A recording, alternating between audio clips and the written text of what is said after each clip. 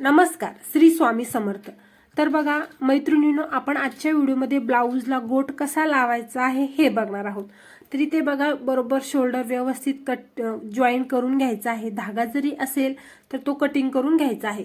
तर इथे बघा, मी गोट तयार करून घेतलेला आहे। गोट्यासाठी उरेप पट्टे आपल्याला इथे कटिंग करून घ्यायचे आहे। ठीक आहे, तर उरेप पट्टे मी कटिंग करून घेतलेल्या आहेत। त्यानंतर गोट वर एका बाजूने दुमडून टीप टाकून घेतलेली आहे आणि अशा पद्धतीने फोल्ड करायचा आहे आपल्याला आणि गोटची पट्टी आपल्याला ब्लाऊजला जॉईंट करून घ्यायची आहे। ठीक आहे, आता बघा, ही जो आपली गोठाची पट्टीचा वरचा जो शिल्लकचा कपडा आहे तो आपला शिलाईमध्ये गेला नाही पाहिजे, एवढी तुम्हाला काळजी घ्यायची आहे। ठीक आहे, दुसरी पॉइंट म्हणजे बघा, जेव्हा तुम्ही शोल्डर पाशी तुमचा गोट येतो त्या ठिकाणी काय करायचं आहे बघा, तुम्हाला बरोबर आल्यानंतर आपण बघूयात। या बाजूने 1-1.5 इंच पकडा आणि या बाजूने 1.5 इंच सारखं गोट ओढून धरायचं। तिथपर्यंत आल्यानंतर गोट थोड्याशा हलक्या हाताने ओढायचा आहे आणि खालचा ब्लाऊजचा कपडा सुद्धा हलक्या हाताने थोडासा असा ओढून धरायचा आहे। तुम्हाला दिसत असेल, मी खालचा कपडा खालच्या हाताने ओढलेला आहे आणि वरचा गोठाचा कपडा मी वरच्या हाताने ओढलेला आहे।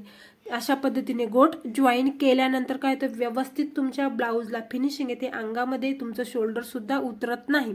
ठीक आहे, आता बघा, आपण इथे गोठाची पूर्ण पट्टी जॉईन करून घेतलेली आहे। ठीक आहे, आता बघा मैत्रिणींनो, काय करायचं, जिथे आपल्या ब्लाऊजचा गोल भाग येतो सर्वात आधी बघा, तुमचा गोट सर्वात आधी चेक करून घ्यायचा आहे। बघा, कुठे जर असं जास्त असेल तुमचा कपडा तर तो व्यवस्थित कटिंग करून घ्यायचा आणि त्यानंतर जेव्हा तुमचा ब्लाऊजचा गोल भाग होतो तिथे अशा पद्धतीने कट मारणं हे गरजेचंच आहे। ठीक आहे, पूर्ण ब्लाऊज अशा पद्धतीने चेक करून घ्यायचं आहे। बघा, कटिंग करून घ्यायचं आहे।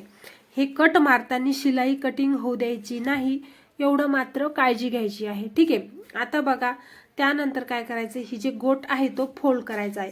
तर कशा पद्धतीने फोल्ड करायचा आहे ते बघा। हे बघा, आपण अशा पद्धतीने व्यवस्थित फोल्ड करून घेतलेला आहे। परत एकदा सांगते तुम्हाला, हे बघा, जो आपला शिल्लक कपडा आहे तो गोठाकडे फोल्ड करायचा सर्वात आधी। बघा, गोठाकडे फोल्ड करायचा, त्याच्यानंतर त्याच्यावर गोल असा फोल्ड करायचा। ठीक आहे, आणि बरोबर आपली जी गोठाच्या आणि ब्लाऊजच्या मध्ये आणि गोठाच्या मध्ये तिची छोटीशी अशी लाईन क्रिएट होते, त्याच्यावरच बरोबर टीप येऊ द्यायची आहे। या पद्धतीने जर तुम्ही गोट जॉईन केला तर व्यवस्थित फिनिशिंग वगैरे बघा, किती सुंदर फिनिशिंग आलेली आहे, एक सारखा गोट तयार झालेला आहे। धन्यवाद। व्हिडिओ जर आवडला तर चॅनलला लाईक करा, सबस्क्राईब करा।